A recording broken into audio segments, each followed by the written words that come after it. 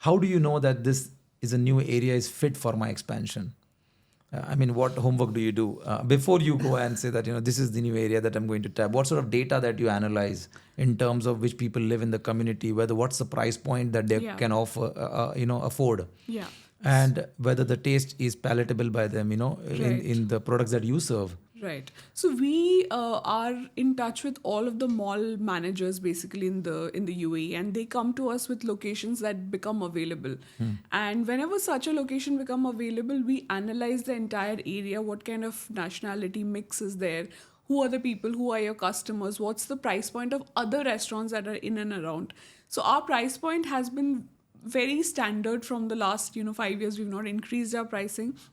We might be a bit expensive for Karama, but for all the other mall locations, we are, I think, the most cheapest restaurant. So for City Center Al Zahia, if we have our maximum dishes, I think 52 dirhams, nothing more than that, main course. Other restaurants are selling the same thing at 70-80 dirhams. So we want to be a brand that is mass premium. We want our customers to come back to us maybe 3-4 times a month. We don't want you to, use this as a celebratory sort of a moment ki, okay, aaj meri anniversary hai, so I will go to Bhukkad Cafe. It's not like that. It should be a regular hangout place. And that is what the pricing also defines, the vibe also defines. And when everything falls into place, we find a location that has good footfall, there's a good nationality mix, pricing is also fine, then we go ahead and say okay for that location. This is all what you do, yeah? Yes. So as a franchisor, it's our responsibility to sort of guide the franchisee to a correct location. All right. Now, once we got our foot in the door for a mall location, now we have access to the entire network of malls, different leasing managers. We're already in touch with them. So one of the main factors where it's a make or break in F&B is, the rent. All right. Now, rents. That's a significant amount of the cost. Yes. It's going to be one of your biggest, sunk costs that you're going to have while operating the restaurant. And when you have, guidance from a franchisor, we get a decent idea as to what sort of leasing rates are going on in malls.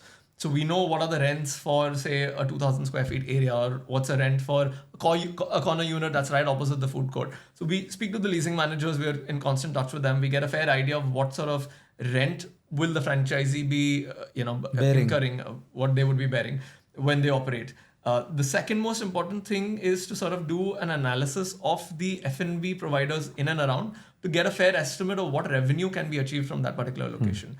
And then, once you have the rent, you have a fair idea of the revenue, then we plug in our other costs, such as you have standard costs of deva, electricity, gas. Those are typical costs. Our food cost on paper, if you do simple average of all the items on our menu, is roughly 16.67% to be precise. But when it comes to operations in actual, we have to account for a certain amount of wastage, certain amount of human error. So it probably goes up around to 18 and maximum 20%, including packaging. That's the sort of food cost that we cap at. And all of these numbers are plugged into, our franchise financial assumptions module. And the franchisee gets a fair idea as to what sort of EBITDA or what sort of PAT they have to, take home at the end of each year. And we do like a 5-year analysis for them.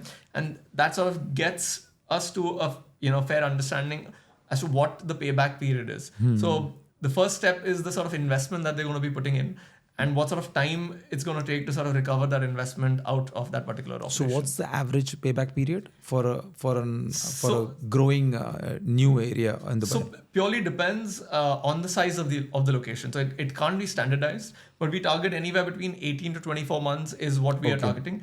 The smaller the outlet, the lesser the investment, but then you plug in the revenue that you can achieve from that.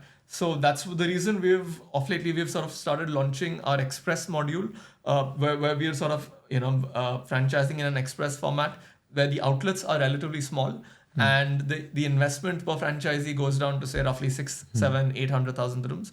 Whereas the other outlets that are our flagship locations are roughly anywhere between 1 million to 2 million. And the food is cooked in central kitchen?